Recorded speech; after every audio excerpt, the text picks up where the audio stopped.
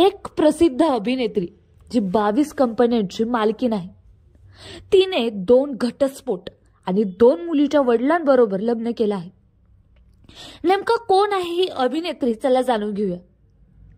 तर ही अभिनेत्री केवळ मराठी नव्हे तर हिंदी, तामिळ, तेलुगू आणि मल्याळम चित्रपटाचा चेहरा आहे.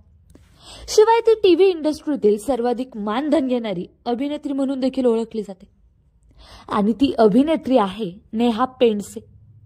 नुकताच तिने तिचा 40वा वाढदिवस साजरा केला.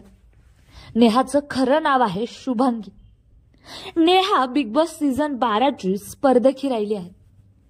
नेहाची ही टीव्ही इंडस्ट्रीतील ओळख ही फक्त मालिकांसाठी नव्हे तर चित्रपट, ब्रँड एंडोर्समेंट आणि प्रायोजकता म्हणून देखील आहे. टीव्हीवरील आय कम इन मॅडम आणि भाभीजी घर पर हेसाठी नेहाला जास्त प्रसिद्धी मिळाली. बाल कलाकार म्हणून तिने आपल्या करिअरची सुरुवात केली. तिला आज इंडस्ट्रीत 29 वर्ष झाले आहेत.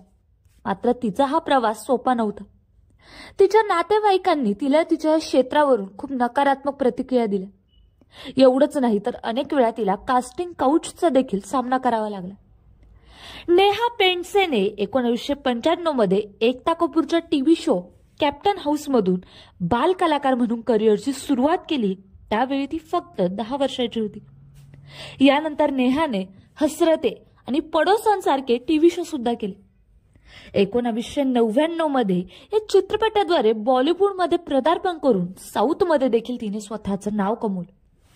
1999 मध्ये नेहाने दाग द फायर या चित्रपटाद्वारे बॉलिवूडमध्ये पदार्पण केलं. तिने तामिळ आणि तेलुगू चित्रपटातही काम केलं आहे आणि ती एकेकाळी दक्षिण चित्रपटातली लोकप्रिय अभिनेत्री होती.